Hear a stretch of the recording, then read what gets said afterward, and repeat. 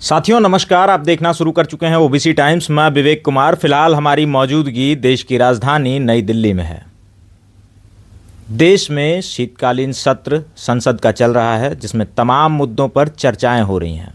लेकिन क्या वो मुद्दे वाकई में इस देश की जनता के लिए ज़रूरी हैं, या फिर असल मुद्दों से ध्यान भटकाने के लिए इन मुद्दों को लाया जा रहा है? इसी पर बातचीत करने के लिए हमारे साथ बक्सर के लोकसभा सांसद सुधाकर सिंह जी हैं, जिनसे बातचीत करेंगे हम। ये बिहार सरकार में कृषि मंत्री भी रहे, अपने पद से त्यागपत्र दे दिया।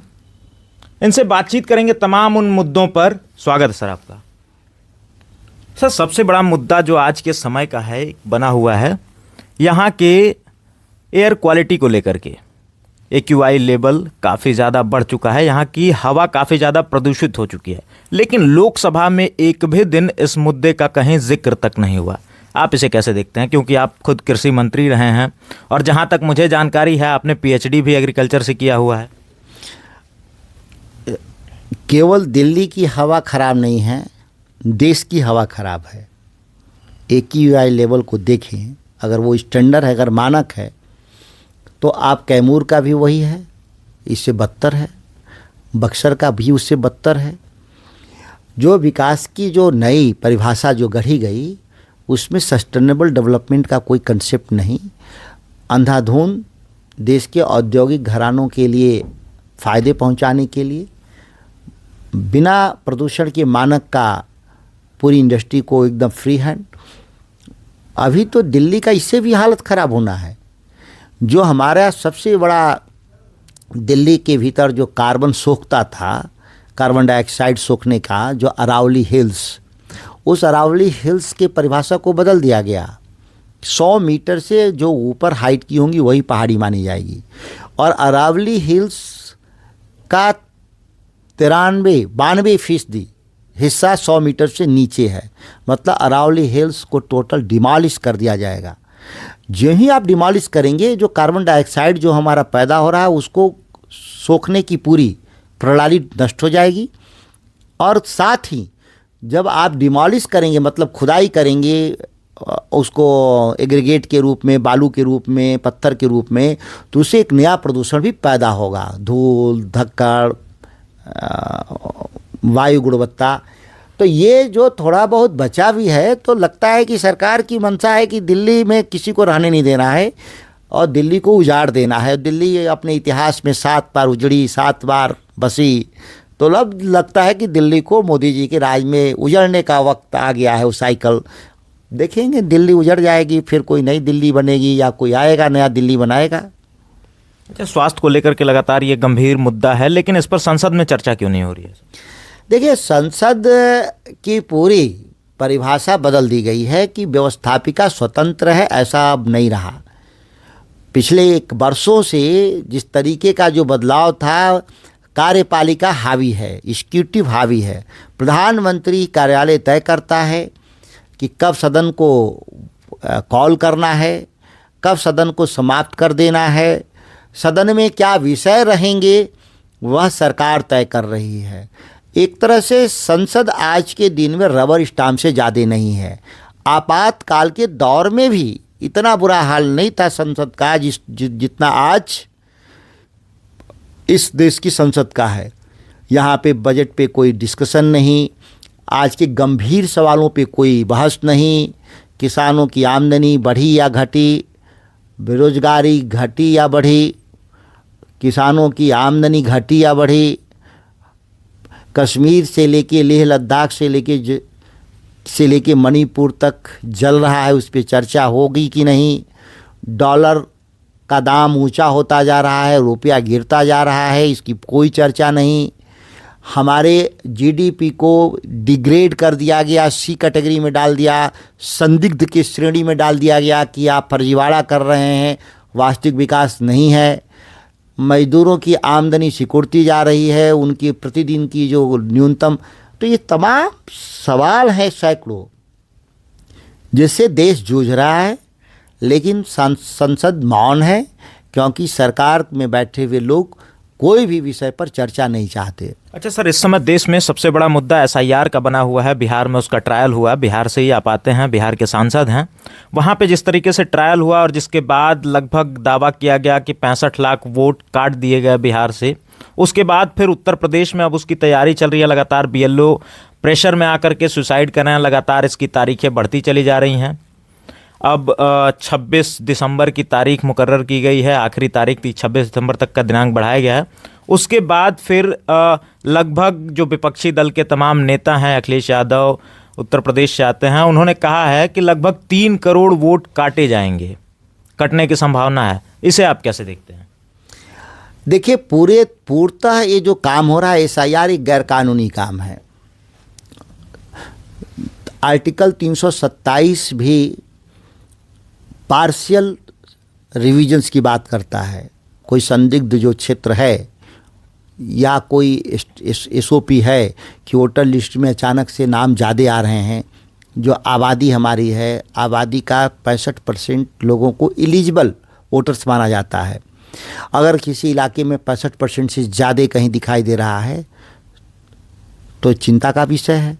लेकिन आप पूरे देश स्तर पे जो आप काम कर रहे हैं यह एकदम ही गैरकानूनी तरीके से कर रहे हैं।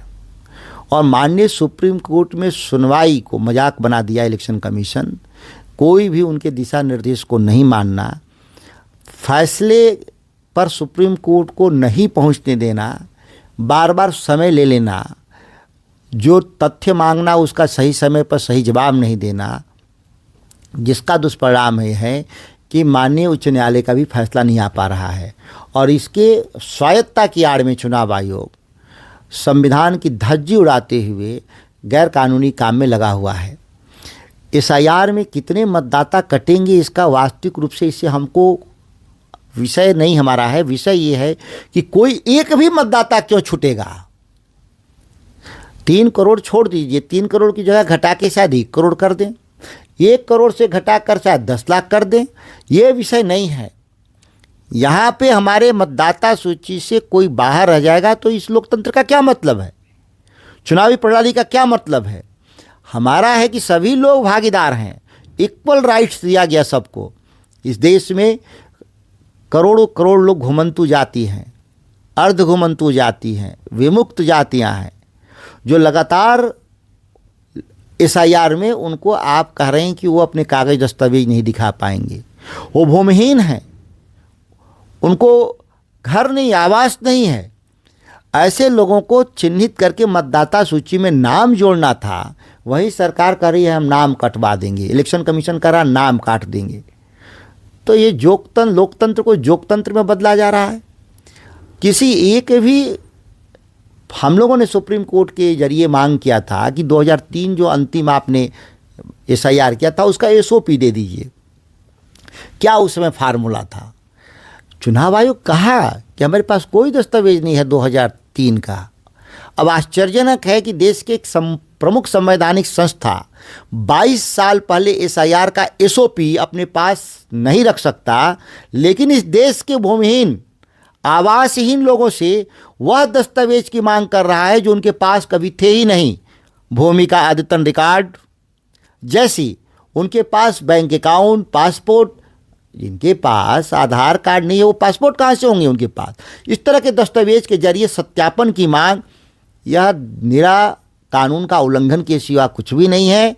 और कुल मिलाकर के इस देश में जन्मा हुआ हर व्यक्ति मतदाता सूची में इनरोल्ड होने का अधिकार रखता है। उसके लिए किसी दस्तावेज की ज़रूरत नहीं है। जांच, कोई व्यक्ति देशी नहीं है, विदेशी है, यह काम गृह मंत्रालय का है और गृह मंत्रालय जांच कर ले। लेकिन बिना गृह मंत्रालय के जांच का और बिना सुनवाई का आप वोटर लिस्ट से नाम काटना और कटवा देना, यह गैर कानूनी काम है। लेकिन कानून का पालन कौन करवाएगा? सरकार का काम है। सरकार इसमें खुद स्वयं मिली भगत में है कटवाने में, और न्यायपालिका को डिफंड कर दिया गया है। इसमें समय से सुनवाई नहीं होने दे रही है सरकार, सही समय पे जवाब नहीं, और जवाब जो मांगा जा रहा है उसका कोई दूसरा जवाब लेके आती है। समय न्यायपालिका का जाया हो रहा है और इसकी आड़ में लोग एसआईआर में कमज़ोर वर्गों का वोटर लिस्ट से नाम काटकर सत्ता पलट की पूरी खेल में ये लोग बिहार के जरिए जो ये उपलब्धि हासिल किए हैं, इसी उपलब्धि के जरिए देश में बाकी राज्यों में इसको रेप्लिकेट करना चाहते हैं। अच्छा सर, एक आखिरी सवाल रहेगा आपसे ईवीएम और बैलेट पेपर के ऊपर कि जिस तरीके से ईवीएम से चुनाव होते हैं, चाहे वो विधानसभा का हो, लोकसभा का हो, उसमें भाजपा बाजी मार जाती है या यूँ कहें कि एनडीए गठबंधन बाजी मार जाता है, लेकिन जब बात पंचायत चुनाव की आती है जिसमें बैलेट पेपर से चुनाव होते हैं, उसमें ज़्यादातर कैंडिडेट्स इंडिया गठबंधन के ही जीतते हैं, ऐसा क्यों? देखिए, बैलेट को लेकर के एक साइंटिटी है कि जो आंकड़े हैं दुनिया में, जहां अमेरिका में, इंग्लैंड में, यूरोप में, कि बैलेट से अभी भी चुनाव होते हैं, जो बहुत एडवांस एरा में है। उन लोग टेक्नोलॉजी के मामले में, आर्टिफिशियल इंटेलिजेंस, सुपर कंप्यूटर, बहुत चीज़ उनके पास है, फिर भी वो आज भी बैलेट पर भरोसा रखते हैं। भारत के भीतर भी बैलेट पर चुनाव अगर होता है तो इससे नुकसान क्या है? अगर विपक्ष की मांग है कि निष्पक्षता के लिए बैलेट पेपर पे वोट पड़ना चाहिए, इसमें भागने की क्या जरूरत है? निर्वाचन आयोग क्यों भाग रहा है? सरकारें क्यों भाग रही हैं? आप उसको दो दिन में परिणाम आएगा, 3 दिन में परिणाम आ जाएगा। लोकतंत्र के स्थायित्व के लिए 2-3 दिन अतिरिक्त भी अगर लगता हो तो ये कोई बड़ी बात नहीं है। इसके लिए बैलेट पेपर की मांग अगर विपक्ष का है तो उसको स्वीकार करना चाहिए। चलिए, हम बातचीत कर रहे थे लोकसभा के सांसद सुधाकर सिंह जी से, जिनसे तमाम मुद्दों पर बातचीत हुई। हालांकि देश में बातचीत करने के लिए तमाम मुद्दे हैं, अगर सभी मुद्दों पर हम आए तो ये वीडियो काफ़ी लंबी हो जाएगी। देश में आज के समय में जो सदन चल रहा है, शीतकालीन सत्र, उसमें लगातार चर्चा वंदे मातरम की हो रही है, बंकिम चंद्र चट्टोपाध्याय की हो रही है। जब जब चुनाव आता है, आप इस बात पे गौर करिएगा कि जब जब चुनाव आता है तो जो देश के प्रधानमंत्री हैं वोटों को साधने की कोशिश करते हैं। बिहार में चुनाव था, कर्पूरी ठाकुर को भारत रत्न से नवाजा गया।